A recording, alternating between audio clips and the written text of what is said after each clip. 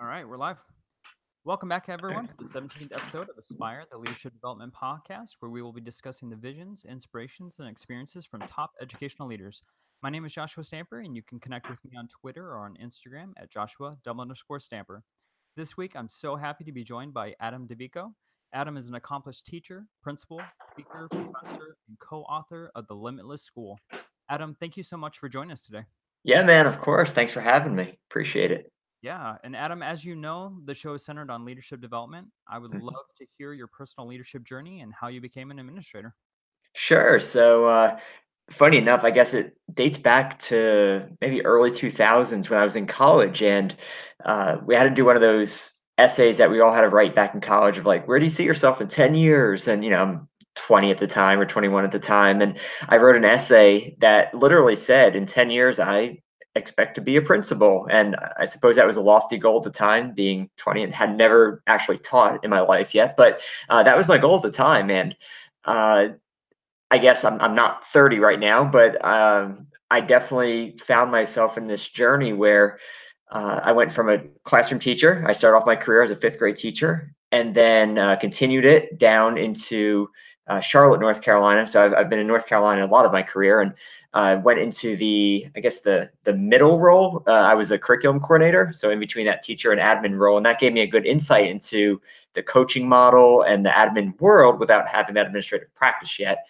And then I got a really cool opportunity to teach at a place called the Ron Clark Academy in Atlanta, Georgia. And through that, I learned about a little bit more just how schools run and operate. Because it's a small school, so you get a much more hands-on approach to being just inside the workings of the school. Even though, I mean, it's not my school, but I really got to see how everything worked, right? Alongside Ron and Kim Bearden, the co-founder. And then, as a part of working at the Ron Clark Academy, they gave me a really great opportunity to be the school implementation specialist, which meant I got to travel across the country and visit schools. I've been to over 250 schools in somewhere around 33, 34 states. And through that, I've been able to see education from every lens, from every angle, from elementary school, middle school, high school, rural, middle of nowhere, middle of the cornfield areas, all the way to massive cities. So being able to see lenses of education and working hand in hand with principals. So even though I wasn't an administrator at that point, I really got to work with administrators and see what kind of goes into that leadership role. And then I got a chance after that to work as a college professor. And through that, I really learned how to work with adults. I know we call college students, but they're kind of mini adults. I mean, they're getting towards that age of working. I mean, I supervise student teachers, so they were just kind of one off from that real world. So I got to really hone in on my teaching and working with adult skills. And so all these different experiences kind of came together to eventually, it wasn't the most traditional role, I admit, but eventually come together and get me into this principal role. And I was never an assistant principal. So I admit I missed some of the nuts and bolts of what I know assistant principals do. And I've had to kind of play catch up over these past 12, 14 months on what that looks like. But ultimately, all these unique experiences over the past 15 years have really led me to kind of come into this principle with a unique perspective. So, with the experience at the Ron Clark Academy, what was some of the items that you saw or concepts that you brought with you as a principal? Yeah, so I'd say number one, hands down, was building a positive school culture. That school, for anyone who's ever been there, prides itself, runs itself about a positive school culture. And I mean, I could talk to you for the next 4 days about what that looks like, but ultimately, it's really about the relationships. It's about relationships between the adults and the families, between the adults and the kids. Every aspect of it is about relationships. And through that, you build that positive school culture. I'll say the other part of it, if I had to really narrow it down, one would be this culture. The other part would be community resources. Ron Clark Academy is a private school, and so they really depend on how to bring in outside people to support your school. And even though I'm a principal of a public school now, I've really brought that with me as a means for giving my school more resources, extra exposure. I love bringing in people to just check out my classrooms. My teachers had to have a little bit of a learning curve on accepting people in their classroom. Teaching is sometimes a very private practice. And so I had to really train my teachers early on to say, no, our doors are going to be open any day of the week. You might have someone pop in there. And that's not a aha, got you thing. That's actually a let's celebrate thing. Let's show what we're doing. Be proud of what you're doing. So I would say those two things are two of the biggest takeaways that I took away from my time at Ron Clark Academy and have now been able to bring over to my own school. And so you didn't have a traditional pathway to becoming a principal, but when you first became an administrator, what was the largest misconception as you began your experience? Oh, I thought everyone was going to just love me. I thought everyone was just going to I was gonna say it and people were gonna do it and it was gonna be fantastic. And that was idealistic and a bit ideological, but I had to learn very quickly that not everyone buys in right away. Not everyone is going to believe in your vision. And so I had to do a lot of modeling and coaching and um, relationship building, kind of like what I said before. Just like we talk about it within the school, I had to build relationships with my teachers to show that yes, I am a little bit crazy, but perhaps I have a couple of ideas that we can bring with us from my experiences into the table. But my biggest misconception, hands down, was just that everyone was just going to do it just because I said it, and it doesn't work that way. Mhm. And so it's often that on Twitter or on Facebook, we can find you dressed up in crazy outfits. What started that practice, and why did you decide to dress up in all those costumes? Yeah, so I always joke around whenever I do speeches or workshops that when you sign your name to that contract as a teacher, one of the fine print pieces at the bottom is you lose your shame. As a teacher, you just lose your shame, and whether that means dancing, singing, or for me dressing up in crazy suits and costumes, it's just part of the fun. And I'd argue if you can't have fun being an educator, I don't know what you can do. I mean, it's one of the most enjoyable kind of professions, and you're with kids who like to have fun. And so that practice of wearing those crazy suits and crazy outfits, which I've been doing for a long time, I guess just now with the blast of social media, and I guess I have a little bit more of a social following now. People see it more, but I've been doing it for 15 years, and so it's just part of who I am, and having a little bit of fun, and yeah, it gets people's attention. And oddly enough, it's funny. The kids at this point, especially kids who were with me last year, they're kind of like used to it now, so they're not as shocked as they used to be. And some of them even like ask about it now. They're like, "Hey, when are you wearing that? Your emoji suit?" So it's not, the shock value is not there as much anymore. Parents, however, still love it. I can't tell you how many times whenever I wear a suit to school, parents, because I stand outside for car rider line in the morning to greet the students, I'll have parents that are literally driving by with their cameras, videotaping me or taking pictures as they're driving of whatever I'm wearing that day. But it's about the buy-in. It's about having some fun and just building that positive school culture. And I want to bring back to the item where you talked about building rapport with the community. What are some ways that you do that? So last year, obviously last year was my first year as a principal, and what I did was during the summer before the school year started, I actually walked around. I'm very fortunate. I'll say that right now. I'm very fortunate to where my school is geographically. I have hundreds and hundreds of businesses within probably a quarter mile, half mile of my school. So I'm just going to admit that now. I'm very fortunate, but I want to use that. I mean, because I don't want to let that opportunity go away. So I actually took about 3 days and I walked around to probably about 100, around 100 businesses. And all I did was introduce myself, say, "Hey, I'm the new principal right down the street." And I gave them a flyer. And the flyer welcomed them to, I called it Community Day. And it was in the middle of September last year. And it was just the open house kind of thing for the school. Because I said to every one of them, I said, "I know you drive past this school every day. I know that. But how many of you actually know what's going on inside of it?" And so we had a really good turnout, and community members came in, business owners, and several of them became kind of partners throughout the year. Many of them were able to offer either items or services, whatever the case may be. And so I wanted to continue it this year. And so actually next Tuesday, September 11th, we have our first PTA night.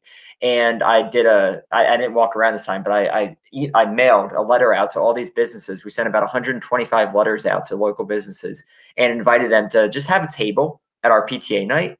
And I said to them, you can't really sell anything that's against our policy, but hey, you can be there, meet the community, give some handouts, some coupons, some giveaways, and help yourself, help you, help me. And I really want to build this as a community.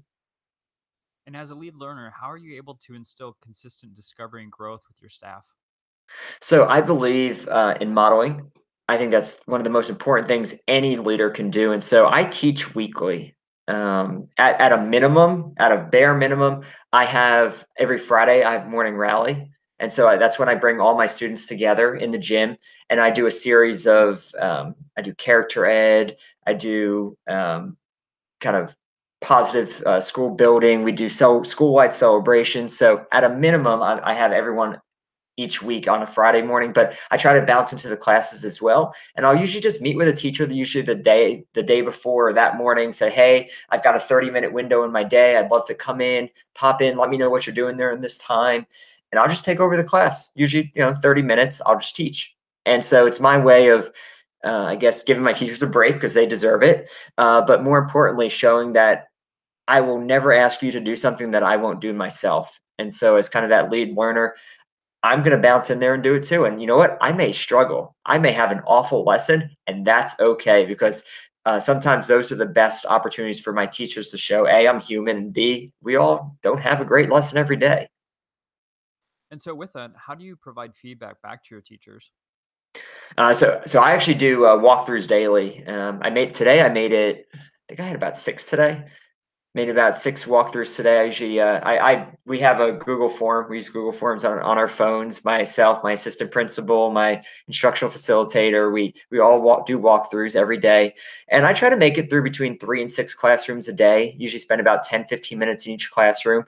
And we have a Google form that gives immediate feedback because as soon as I press send, it goes straight to that teacher and gives me a recorded copy. And so there's a little bit of documentation, but we have look fors this month. We're looking for small flexible groups and kind of some Kagan strategies, share time pair share. So we try to be very direct and specific in what we're looking for. And not every lesson will have that, but overall we have some things that we really want to give feedback on. So that's how we operate daily. I love being in classrooms. I think it's really important for the students to see me, that I'm in the classrooms. They know my name, I know their name, and for the teachers too, to show that when I do your formal observation, this is not the first time I'm seeing you teach. So I know that's a big complaint from a lot of teachers, and so I never want to have that happen. And so, I know it's a little bit different for elementary students, but Mhm. what do you do on your campus to increase student voice? So we have it's kind of Harry Potter-ish, and this is something I got from the Ron Clark Academy, so I got to give credit where credit is due. But we have a house system, and our houses, we have 5 houses, and all 5 of those houses have house leaders. And so that's kind of like our student government in a way. So on the grand scale, we have some of those student leaders in 4th and 5th grade that, give us opinions and thoughts. And I bring them into my office sometimes and I'll just kind of pick their brains. I also have a group of very, very, very special 5th graders that I call the ambassadors. And those ambassadors are my eyes and ears of the school. They are my everything. They're my right-hand team.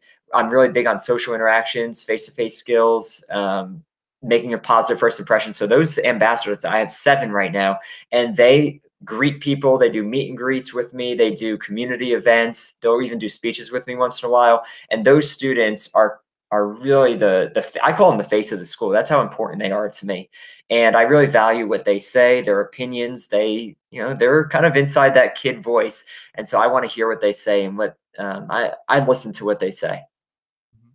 And what are some characteristics that you believe every leader should possess in a similar position? Oh man, it's a tough one. I think listening. You got to be a good listener.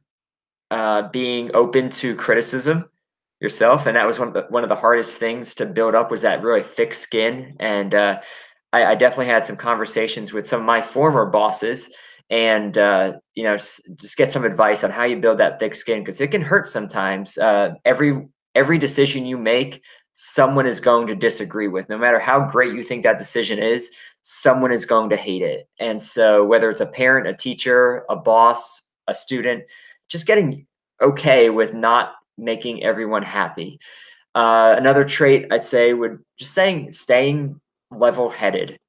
There's things that can really get to you sometimes, and you just have to remain calm and keep that level head because people need it and people expect it and people deserve it as well. What is the one barrier that you can think of that kind of hinders healthy school culture? Uh, Fixed mindsets. Fixed mindsets, hands down. It's the adage, and I'm sure you've heard it before. We do it, if I go into a school and say, oh, tell me about this. Well, we've always done it this way. And sometimes that's a good thing because there's some great traditions that exist at schools. But, there's also some things that can improve. There are things that can be better. And the old adage of we do this because we've always done it this way is a very fixed mindset. And when you change that phrase to we've done this for a long time, let's evaluate it, you've now moved into that growth mindset. And that's when conversations can start. And look, times change. I mean, the thing that worked 30 years ago at your school may not be the best practice right now. And so I think when we're talking about school culture, when we're having complaints or disagreements or arguments about, why is it so negative or this huge turnover rate, we need to step back and say, are we doing things differently?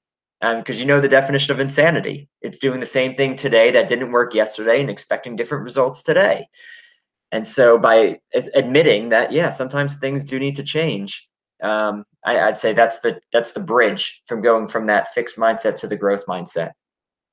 And when you began your administrative experience, what was one area you wanted to change in education? In education, I would say that what can be done. And I take that again. I mean, I know I've said it several times, but I take this again from my Ron Clark Academy experience because so many times, I mean, while I was there, I was face to face with probably over 20,000 educators.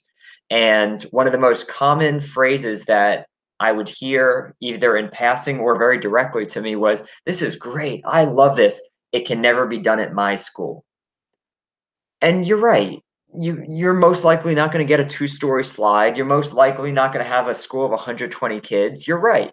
But what are the things that you can do? What are those things that you can take away from this experience? Because it's a fantastic school. It's a fantastic model for things that could be done when you think about how it can be put into your context. And so I've been able to bring in things to my school of I have about 600 kids, but you know what? There's a school out there with 2,000 kids that needs to think about how can it work for them. And so for my goal as an administrator, in terms of what would I push for education, is think about how it works for you.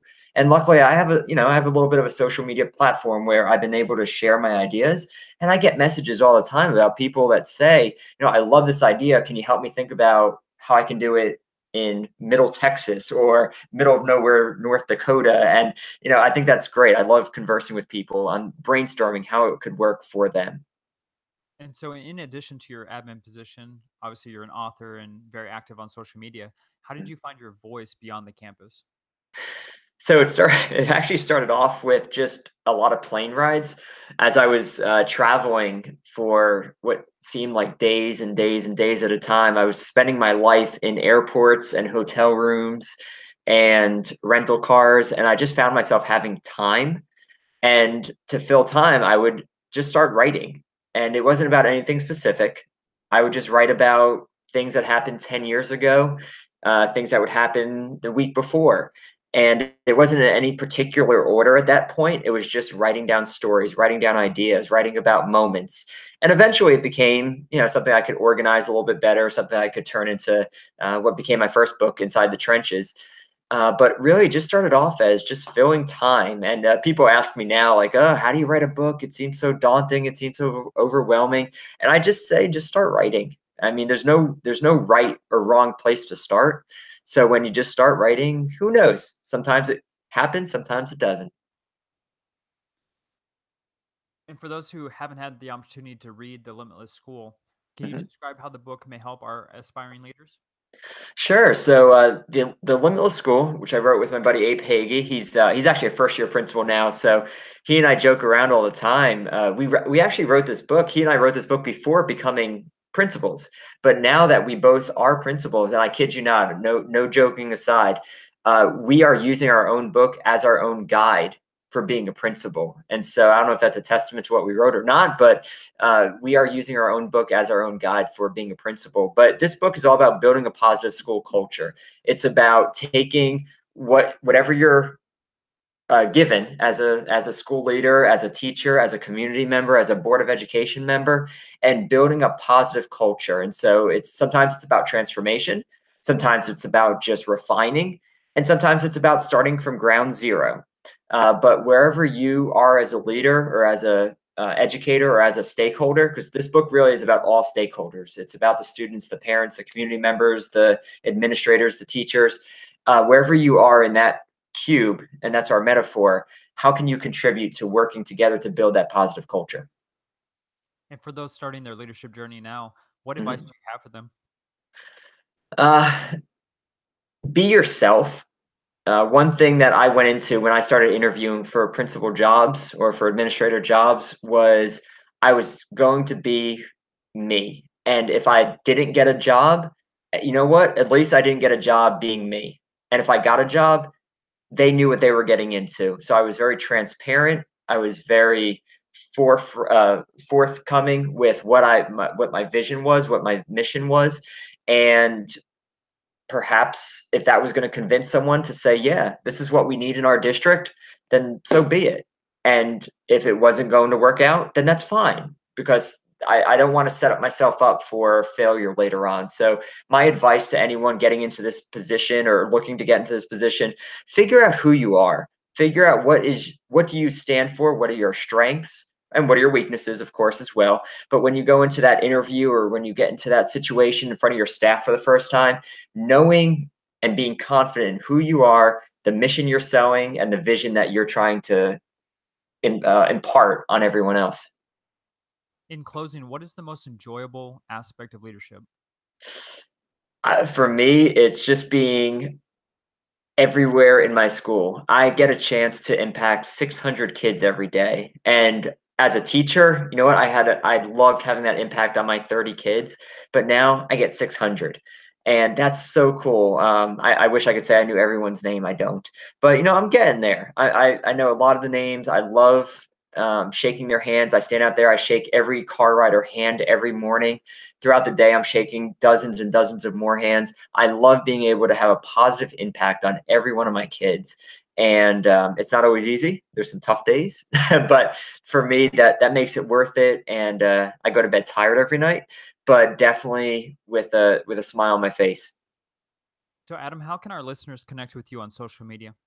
Sure. So on Twitter, Instagram, Facebook, I am at Adam Dovico, ADAMDOVICO. I keep it simple. I don't have any fancy any fancy usernames. It's just at Adam Dovico on every form of social media. Please continue to check out the Aspire podcast on SoundCloud and at iTunes and share your ratings and reviews. Don't forget to use the Aspire Lead hashtag as you continue the conversation on Twitter. Adam, thank you so much for being on the program. Thanks, Josh. Appreciate you having me.